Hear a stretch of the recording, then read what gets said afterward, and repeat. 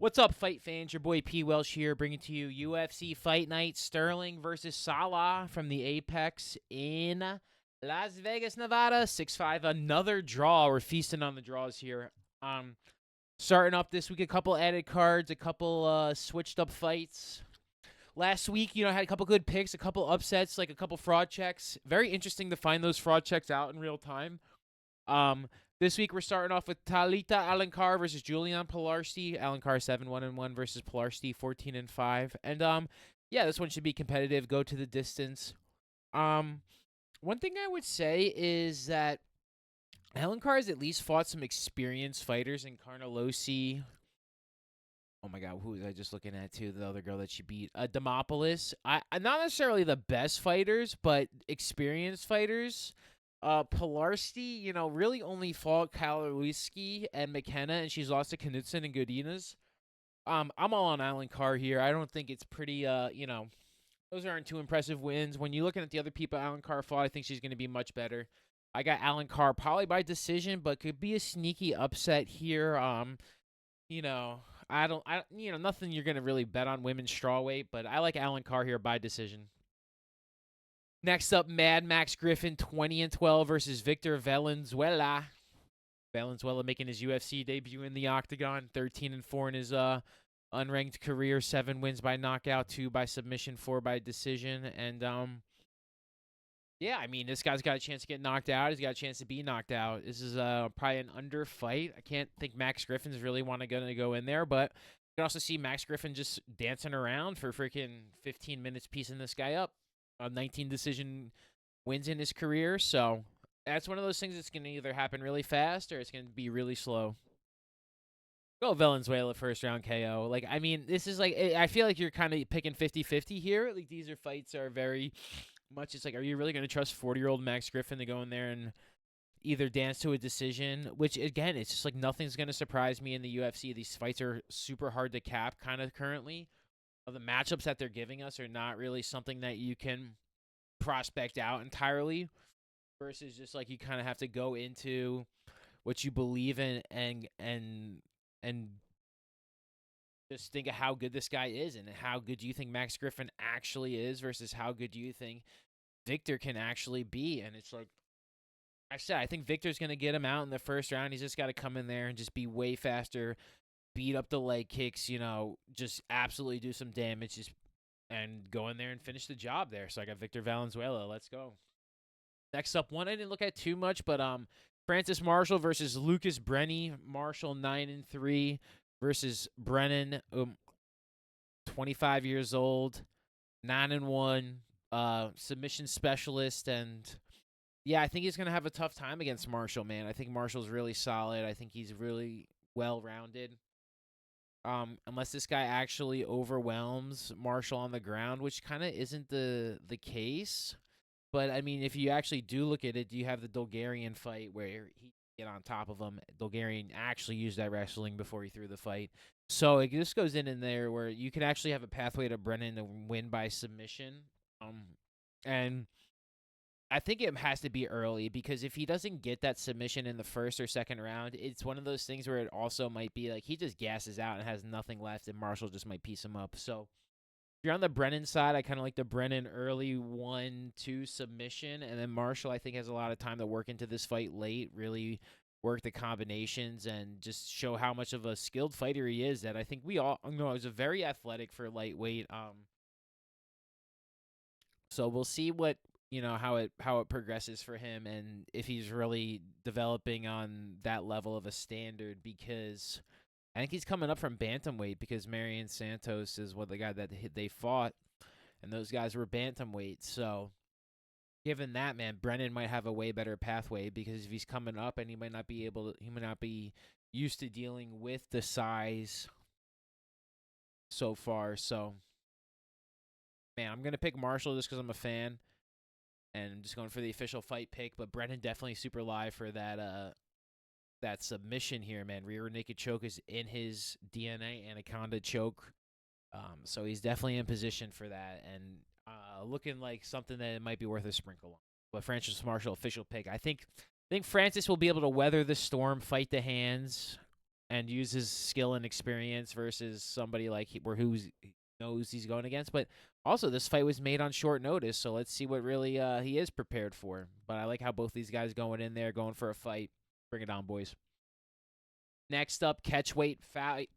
Durden coming in on short notice against Tafe Filio. 17-4 versus 17-10-1. And yeah, this Filio's one of my guys. I've been on him a lot, even in that Nascimento fight. But Filio by submission, you have to be on there. It's been pretty much one of his go-to methods for victory. Man, Durden might find a way to contain him for 3 rounds, but Filio is pretty dang athletic. Not gonna have to cut the extra weight. Might also be good for him as well as Durden, because it's more of he'll have a better gas tank, maybe more strength versus trying to make the weight and not being able to squeeze twice, or if you just can't get him submitted with like a guillotine or something. I mean, Filio's got upper level grappling, man. If you've never seen him grapple, just go watch that Makayev fight. He damn near breaks his leg, and unfortunately still gets submitted late in the 3rd round, but I think he's got it just an incredible. And Durden coming in there on short notice, I think is been finished by submission before. You got to look at it. I mean, it'd be crazy to play back-to-back submissions, but I mean, it has happened, and sometimes there's less room in the smaller octagon if they get taken down. I don't really know how that affects the finishing of submissions. I know that it affects finishing rates, period, but I'm Filio. I'm submission finish. He's the pick. He's kind of been one of my favorite fighters to watch with that style and his aggressiveness, his skill, and the way he attacks. So let's go Filio by decision. Next up, women's bantamweight, Myra Bruna Silva, 10-6-1 versus Michelle Montague from New Zealand, the Dalonda. Yeah, never picking Bruno Silva again. We'll go Montague. Probably can get a finish here, Montague by KO. I kind of like, just because, I mean, there's really no way I could trust Bruno Silva at any way. Macy Chiason's finishing her. Raquel Pennington. I mean, the fact that she hasn't been finished more is kind of an incredible sight as well. I just think there's just some people that, and she's not fighting a cupcake here. Michelle Montague is going up there and trying to get something to make her a name for herself, to go get some nice names. A win against Luana Carolina, very nice. Win against Bruno Silva here and Bueno Silva, and she is going to be barking up for somebody. And if it's in a nice fashion, she does have a lot of submission wins too. I should actually look. She has never knocked out anybody. But Montague here, look to getting the finish against Bruno Silva, but maybe also just gets incredible ground and pound, and just Bruno Silva protects the neck and just lets her face get beat up, which you've seen some people do. And if she's in a bad spot and just says, I don't want to get subbed, but you can knock me out and the ref stop it in a way. Yeah, she's taking a lot of damage in fights. And so I like Bruno Silva. I mean, I like Montague here. I like Montague to finish.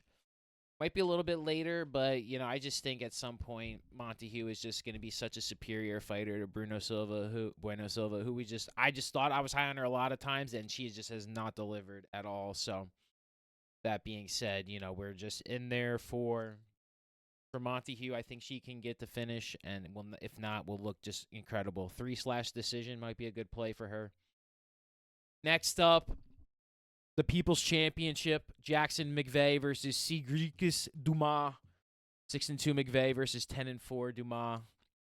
And boy, oh boy, I love this fight. I'm actually on Dumas here. I just think he can get a KO win. I just think he's actually better than Jackson McVeigh, who I just don't think he's very much UFC caliber. At least Dumas has actually beat some people in the UFC.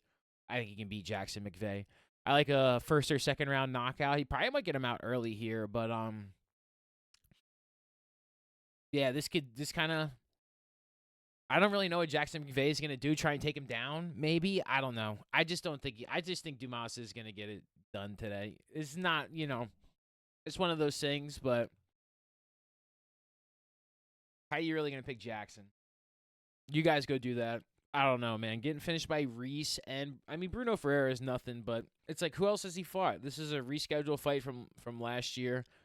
I would have him losing to Valentine. I think Cedricus Dumas either finishes early, middle, late, or by decision. But yeah, let's go Dumas here for the culture. Next up, middleweight bout: Hidalgo Vieira versus Eric McConico. Vieira 11-4, coming off the loss to KO'd by Bo Nichols' leg kick. Eric McConico loss, valiant effort always for McConico. Um, Lost to Shershivev by a right hook late. Yeah, I mean, I want to pick Vieira here. There's no way I'm picking McConico. Is this like one of those things this week with picking the fight pickers? It's like, yo, McConico, go in there and win. Right? McVeigh, go in there and win. Bruno Silva, go in there and win. I think Vieira is a pretty skilled fighter. I think he's pretty tough. He's pretty durable, and he actually has a ground game. So if he can get McConico down to the ground, he does have a chance for a submission. Maybe a lot of submissions this week. I don't know. Might be something I'm going to have a little fun with just because a lot of people could be susceptible. And a lot of short notice fights, a lot of discrepancies in certain aspects of the fighting. And, I can see Vieira coming back strong, not wanting to throw hands with McConico and really get him down to the ground. He has been finished by submission twice, so another submission. I don't know. You kind of got to take them when the submissions come in there. If those guys execute the game plan and get it done, I really just believe that that's like just such a pathway where, man, I mean, the only other way they win is by decision if they can't get that finish. But they're going against guys that they're going against opponents that have been finished by submission. So I think submission specialists versus people that have been submitted, there's going to be some taps involved. So see if we get any this week. It's something I'm kind of looking at here. It's not like Vieira can't throw hands, but I just don't think he's going to choose to throw hands as much as he did last fight. Also didn't want to maybe grapple with somebody like Bo Nickel. Yeah, I got like Hidalgo Vieira there. Next up, heavyweight bout: Marcus Buchechnia versus Ryan Spann. Buchechnia 5-2-1 versus Ryan Spann 23-11, and it's like, boy, oh man, is he just gonna submit Ryan Spann, or is Ryan Spann actually gonna show up and just not collect a paycheck? I mean, the thing about Spann, he just don't like getting hit, but like Buchechnia's not gonna hit him, so I think he's really got a chance to maybe even catch him in that guillotine choke. Like, he's got 2 of his wins are like that. 3 wins, even if you count Cutie Laba. So I think Buchechnia, if he's coming in there for a submission, he might be snatched up on the neck there. Ryan Spann might just be the pick, honestly. He better stand up, better, I don't know. Did Ryan Spann and Kennedy fight recently? I feel like those two guys have avoided each other, but Buchechnia's last fight being a draw, it's just like I honestly don't even know what to really think about this guy. Lost to Boudet, looked terrible. I mean, I would think Boudet would smack Ryan Spann right now in a fight, so it's just like I'm just gonna pick Spann here. I think he has a chance to catch the neck. Like, as long as he just hasn't completely given up, I think he also has a chance to finish, win by decision. Just a better boxer, better puncher, better skilled fighter, better chance to finish on both ends, where Buchechnia is really just going to have to, like, hold him down for 3 rounds. And if we watch that, we watch that. It's not something I don't necessarily want to, like, handicap and predict, I think Buchechnia is going to hold down Ryan Spann. Like, because, like, is Ryan Spann really going down to takedown defense too much? I mean, Waldo kind of did, but that's kind of his game. The other guys, it's like...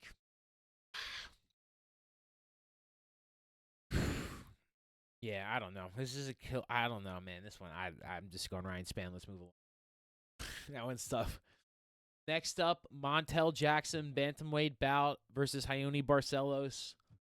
Jackson 15-3, coming off a loss versus Barcelos 21-5, kind of on a resurgence, and it's like same script, different fight here, man. It's like, do you think Montel Jackson's gonna have enough to take down Barcelos?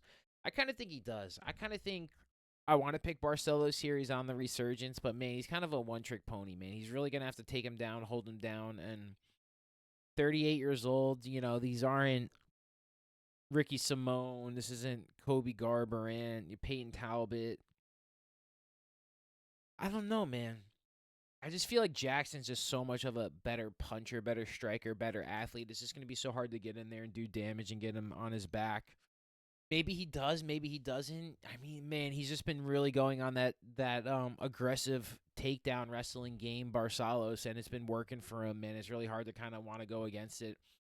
It's kind of like a rebound spot for Jackson, but is it also one of those fall flat spots for Jackson? I don't know. Arguably, you could say he won the Figueiredo fight because I did win money on Figueiredo winning that fight, but you could actually argue that he lost that fight, and I think Barcelos is gonna have a little bit of a blueprint to attack Jackson there and get another dub. But that being said, Jackson's really a solid. I'm just going to pick Montel Jackson, and if Barcelos gets the upset, then Barcelos gets the upset. Maybe we'll throw a little action on it. It's just one of those that it's like, man, it is close, dude. And Barcelos has a lot of steam late in his career. I like these guys that are peaking late in their career because it just means they figured something out. They've put in so many rounds.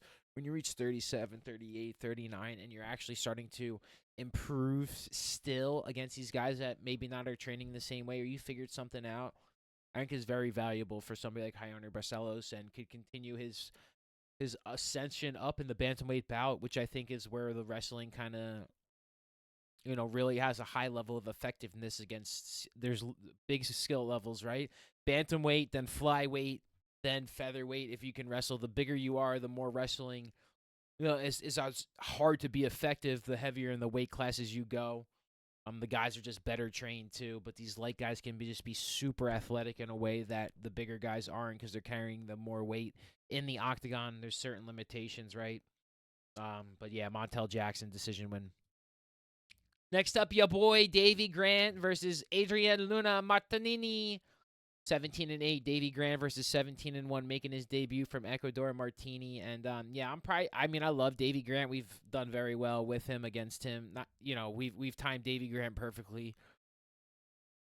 And I think this is a spot that I really I don't know if I'm just gonna pick against him here. Maybe he just knocks out I got Martini here, first round KO against Davy Grant. I don't know, man. I hate picking against Davy Grant, but a guy coming in from Ecuador, I ain't going to pick against him. I think he can find a way to just get in there, do some damage, just be an absolute nightmare to Davy Grant inside the first 5 minutes, and him just being like, yep, that was a quick day at the office.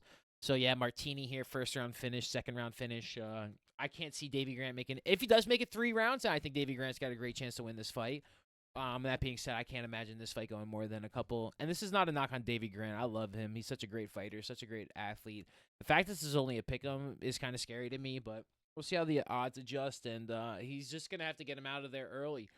Going to have to wrestle him, get him in a bad position, maybe make Davy Grant make a mistake. Not saying Davy Grant makes mistakes like that, but, watch the first round of the Black Shear fight and tell me that this guy can't sub Davy Grant, right?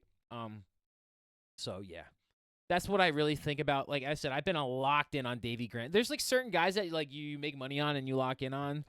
And he won unanimous decision 29-28, but watch that first round. I can't believe Blackshear didn't get a submission on him, and I think Martini could just do more damage too. So Martini first round finish.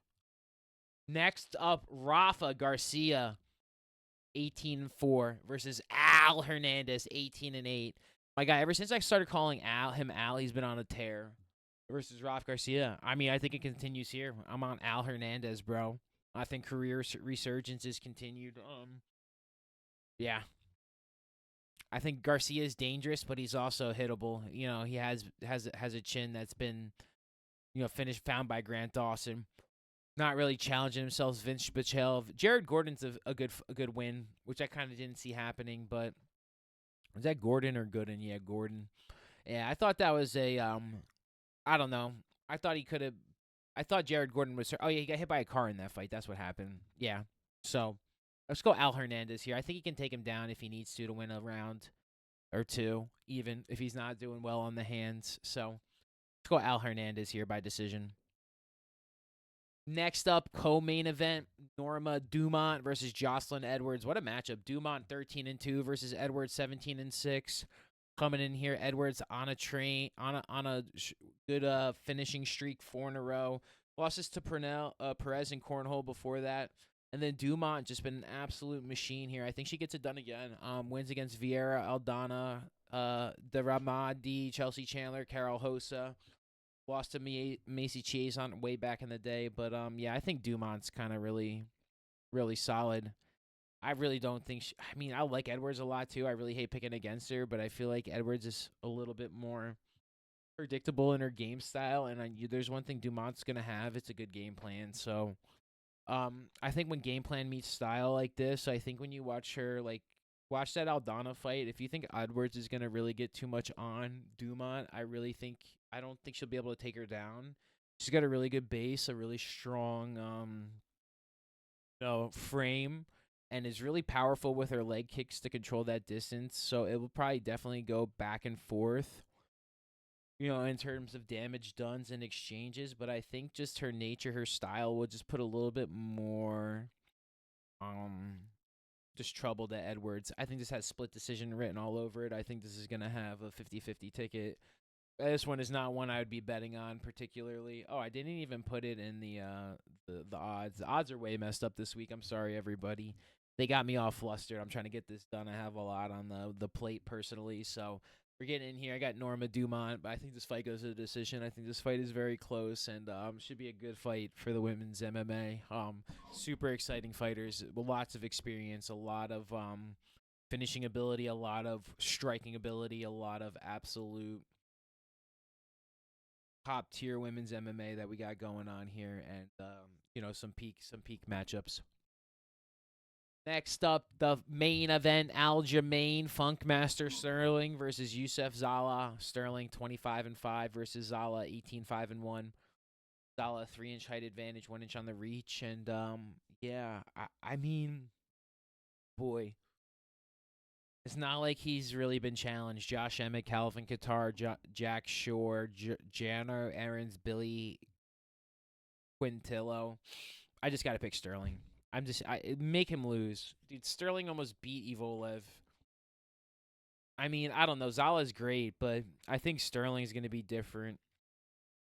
I don't know, man. This one's going both ways, but it's just I'm not gonna pick against Aljamain Sterling, bro.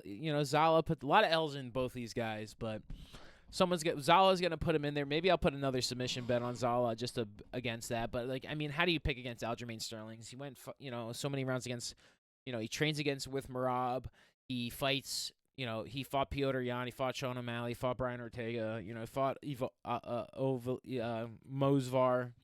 He's fought basically anybody and everybody. His grappling is up there with anybody and everybody. So, Zala is going to be the next real thing. He's going to get it done here. He's going to look something like Mosvar, but maybe he'll get it over 5 rounds. I don't know how much of his striking. I think that his striking has to be clear advantage for Aljamain Sterling. So, I will see what the physicality looks like when in the featherweight. We'll see. This is probably this is the truest test to Aljamain's featherweight ascension in terms of his grappling, because he definitely held his own against Mosvar in terms of featherweight coming up from the bantamweight, and arguably won that fight in my opinion. That was such a great fight, such a great exchanges, and so closely contested. It's like, man, should see something similar to that. Maybe I just think Aljamain might just catch the better of it for 3 rounds and win that way. He might get grappled on for a little bit. I think eventually he'll make some adjustments and could eventually decision Zala up. So I got Sterling by decision, but Zala decision is also super live. Submission decision for Zala. Sterling decision I think is super effective. But man, we're going to do a quick recap here. Thank you guys so much for watching. Leave your picks in the comments section. 100% picks is $100. We're going Alan Carr, Venezuela, Marshall, Filio, Montague, Dumas, Vieira, Span, Jackson, Martini, Hernandez, Dumont, and Sterling. Thank you guys so much for watching. Like, comment, subscribe if you made it this far. Take care of yourselves, your friends, and your family. Peace and love, everybody.